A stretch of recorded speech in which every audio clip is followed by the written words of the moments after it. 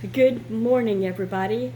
I am going to show you, well, first of all, welcome. Welcome if you're new, welcome if you're not new, welcome everyone. My name is Kendra and this is my channel. I hope if you see anything you like later on, you'll consider subscribing. I love to meet new people. Say hi so I can get to know you if you feel like you might want to do that. I'm in Washington State, and today has nothing to do with being in Washington State. Today I'm going to make sourdough starter. So it's so simple to make a sourdough starter, and the book that I used to learn was The Sourdough Whisperer. There's the author, and it has not just how to start a starter, but it has all kinds of recipes, from sweet to savory to just everything you can imagine. I like to use unbleached bread flour, King Arthur brand. This is just my favorite bread flour. You're going to need for your starter on day one, in a jar, and this is my jar, and you have to name your sourdough. It's bad luck if you don't, and her name is Dolene. Now, it could be Dolene Redo, because I thought it was cute.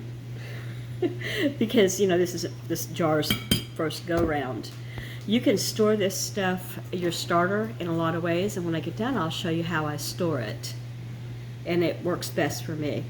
Does anybody else squirrel these things away? They come off of your grocery store, your produce section. They'll be around sometimes broccoli, sometimes asparagus, I don't know what else, but I like to squirrel these away in a bag in my kitchen.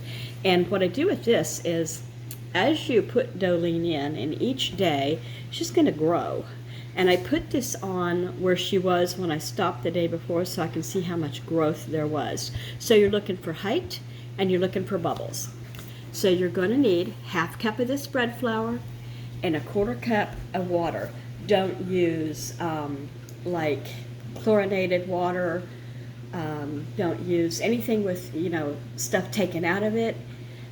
You're better off if you use just your well water, if you have a well, or if it comes from a sink and it does have things added by the city, then you might like to let it set on the counter and let that stuff kind of, whatever they're putting in it, fluoride, chlorine, I don't know, kind of go away, kind of evaporate. So, quarter cup of water and half a cup of flour, and that is it. Don't use anything reactive, so you want to use stainless steel or glass when you're mixing, and think about that with your tools too. I'm going to stir with this, so I don't want it to be, like an aluminum spoon or something. Use non-reactive. Little doggies see something out there. They don't trust those squirrels. Anyway, I got half a cup of flour in here, and here's my quarter cup of water from my faucet. Just put it in. It's as simple as that, and now I'm going to stir it. And stir it really well until all of the wet and dry are together, and I'll show you when that's. I'm so sorry about the dishwasher noise. It's a working kitchen, Okay, so you want to reach down deep and get all of the dry and all of the wet mixed together, and you end up with just this little ball, and that is your starter. It's as simple as that. Inexpensive, wonderful way to make your bread. Be sure to rinse your dishes right away, because this will dry stiff, and it'll be a lot harder to clean if you don't.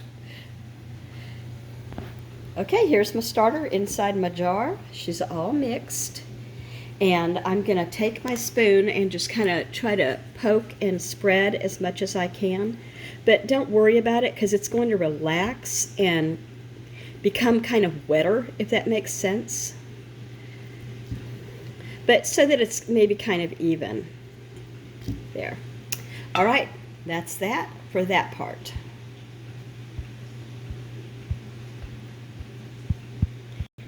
Okay, it's done. The starter is done, and I'm going to show you the jar in just a minute, but I forgot to tell you, always keep a record of this, because it's easy to lose track. So I put day one and I put today's date so that you will know. And then what I put in it. And then tomorrow I'll put the next thing here and put, the date and day two. So here's Dolene. She's got the rubber band around the very bottom, and really she hasn't reached the rubber band, but that's about as low as I can get it in this particular. It won't matter. You know, you could use a smaller container too.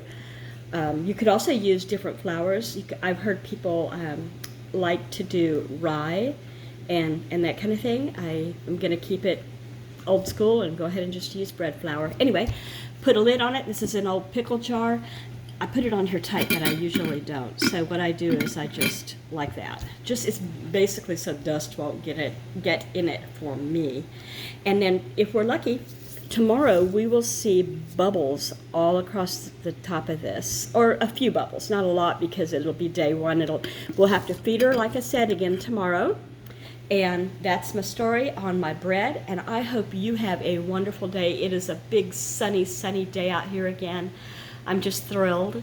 I'm going to work in the garden. I use garden loosely. I'm going to work in some potted plants today. My flowers that go, usually in the summer, and I have along the top of my porch, I have hanging baskets. Well, I'll show you my hanging baskets. They just came.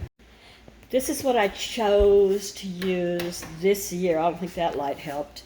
Anyway, they're just like this. I'll put dirt and I'll put flowers, and I'll show you the flowers. So if you saw my Kroger, Fred Meyer Garden Center video that I did maybe a week ago, I got ivy geraniums. So I'm going to put ivy geraniums, and here they are. I've just been leaving them out here on the deck, the porch, and I keep some water out here to water them so that they don't dry out. And I'm going to put them I've got potting soil, and I'm going to put them in pots today and hang them like, let's see, you can't probably see it. There's a chain there, and someone has absconded. Is that the word I'm looking for? There's a chain. Oh no, it's just my blindness. There's another chain. And typically I'll put one here too, but I'm not sure I want to because it gets this area wet. So I'll probably just do it right here this time where this hangs. I love this.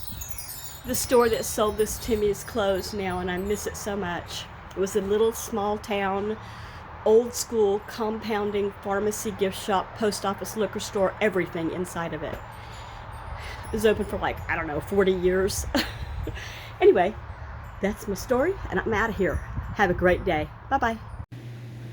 Correction. It has been a long time since I've done this. I'm going to choose to do my lid like this. You actually want a little air to get in there, just a little. Last time I did this, and the time before that, I used cheesecloth over the top. You can do however you like to do it.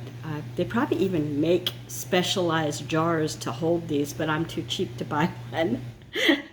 I do want to get a special pan someday if I ever get good at this. Oh, I wanted to tell you, one of the good things about using this King Arthur bread flour, look at all of this.